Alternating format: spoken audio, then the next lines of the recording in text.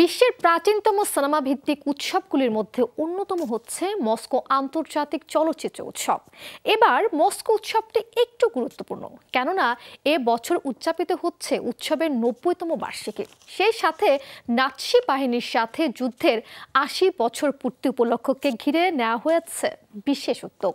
ফলে এবারের উৎসবে কমেডি, বিজ্ঞান ও সৃজনশীল গল্পের সিনেমার পাশাপাশি জায়গা পেয়েছে যুদ্ধের সিনেমা, এমনকি অংশ নিয়েছে বাংলাদেশের সিনেমাও।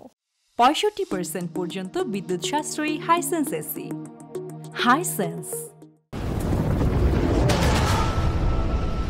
এবছর রাশিয়ানরা জার্মানির নাৎসি বাহিনীর বিরুদ্ধে বিজয়ের ৮০ বছর পূর্তি উদযাপন করছে।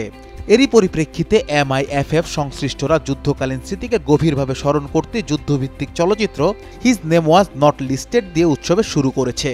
সিনেমাটিতে তরুণ লেফটেন্যান্ট কোল্লা প্লুজনিকভের গল্প বলা হয়েছে, যেখানে যুদ্ধ ও ত্যাগের গভীর মানবিক প্রতিচ্ছবি চিত্রিত করা হয়েছে। ওপেনিং সিনেমা যুদ্ধভিত্তিক হলেও সমাপনী সিনেমা হিসেবে স্থান পেয়েছে একটি রোমান্টিক সিনেমা। আর্জেন্টাইন নির্মাতা আলেজান্দ্রো আগ্রেস্তির romantic melodrama why we wanted to be প্রদর্শিত হবে উৎসবের সমাপনী সিনেমা হিসেবে।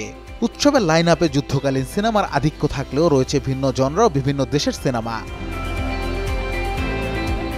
উৎসবকে আরও গুরুত্ববহ করে তুলতে সংশ্লিষ্টরা এবার হলিউডের মধ্য শতাব্দীর সিনেমাগুলোকে অন্তর্ভুক্ত করেছে।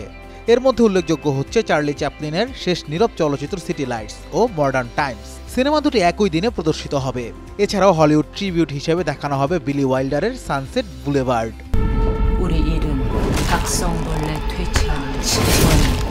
যুদ্ধ, কমেডি, সৃজনশীল গল্পের পরেই আসে ভীতিকর বা হরর সিনেমা, যে জনরার সিনেমার দর্শকও ব্যাপক।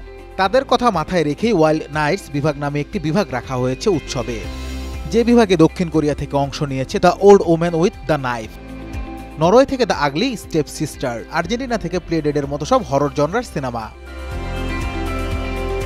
গত কয়েক বছর যাবৎ প্রতিনিয়তই মস্কো চলচ্চিত্র উৎসবে অংশ নিচ্ছে বাংলাদেশি সিনেমা। এবারও এর ব্যতিক্রম হয়নি। এবার মস্কোতে নির্বাচিত হয়েছে বাংলাদেশি দুটি সিনেমা। মূল প্রতিযোগিতা বিভাগে মোহাম্মদ নুরুজ্জামানের মাস্তুল ও শর্ট ফিল্ম বিভাগে লড়বে শামসুদ্দিন আহমদ শিবলুর নয়া ঠিকানা। উৎসব সংশ্লিষ্টদের পক্ষ থেকে জানানো হয়, রাজনৈতিক হাওয়া বদলে গেলেও সাংস্কৃতিক রুচির পরিবর্তন ঘটলেও সিনেমা গল্প বলার জন্য একটি শক্তিশালী হাতিয়ার হিসেবে রয়েই গেছে। Anas Imran, showbiz tonight.